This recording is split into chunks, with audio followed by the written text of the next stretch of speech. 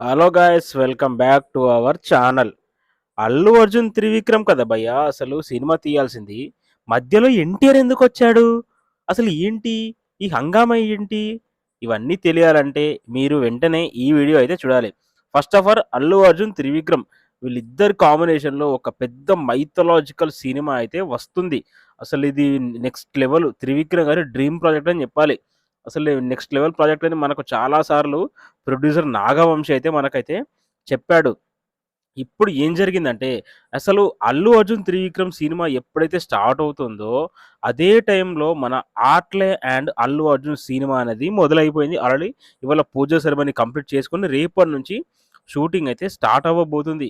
So, 'Allu Arjun Trivikram' cinema ఏమైపోయింది అని అనగా, సో ఈళ్ళ ఇద్దరి కాంబినేషన్‌లో సినిమా అన్నది క్యాన్సెల్ అయిపోయింది.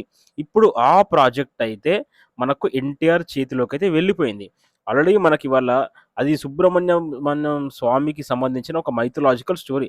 ఆల్రెడీ మనకు నాగవంశి గారు సో ఇలా సుబ్రహ్మణ్య స్వామికి సంబంధించిన ఒక చిన్న కొటేషన్, ఒక చిన్న శ్లోకం లాంటిది ఏదో పెట్టాడు. సో దీన్ని బట్టి చూస్తే త్రివిక్రమ్ ఎన్టీఆర్ ప్రాజెక్ట్ అనేది లాక్ అయిపోయింది. అల్లు అర్జున్ త్రివిక్రమ్ ప్రాజెక్ట్ అనేది క్యాన్సిల్ అయిపోయింది. First of all Atlee Salman Khan cinema అయితే వీళ్ళిద్దరు కాంబినేషన్‌లో రావాలి. సో ఒకవేళ ఈ సినిమా గనక జరిగితే ఇప్పుడు అల్లు అర్జున్ త్రివిక్రమ్ సినిమా అనేది జరిగేది. సో 'సల్మాన్ ఖాన్' ప్రాజెక్ట్ కాస్త అల్లు అర్జున్‌కెళ్ళిపోతే, అల్లు అర్జున్ ప్రాజెక్ట్ కాస్త ఇప్పుడు మన ఎన్టీఆర్ చేతిలోకైతే వెళ్ళిపోయింది. సో, మరి ఈ సినిమా ఎప్పటినుంచి మొదలవుతుందంటే, సో ఇప్పట్లో మొదలు అయ్యే అవకాశాలైతే లేవు. చాలా చాలా టైం పట్టుద్ది. ఎందుకంటే ఎన్టీఆర్‌కి next year 'NTR Neel' project అయితే ఉంది. ఇక ఆ తర్వాత 'ఎన్టీఆర్ నెల్సన్' ప్రాజెక్ట్ అయితే ఉంది. ఇక ఆ తర్వాత 'దేవర 2' ప్రాజెక్ట్ అయితే ఉంది.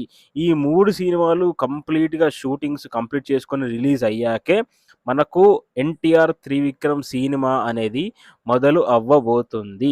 సో ఎంత కాదన్నా 3.5 సంవత్సరాలైతే టైం అయితే పడుతుంది. సో ఈ గ్యాప్‌లో మన ఎన్టీఆర్ ఇంకేమైనా చిన్న సినిమా తీస్తాడా అనేది మనమైతే చూడాలి. సో ఏదేమైనా మన ఎన్టీఆర్ ఇలాంటి మైథలాజికల్ రోల్స్‌లో అయితే అద్దరగొట్టేస్తాడు. అది మనందరికీ తెలిసిందే.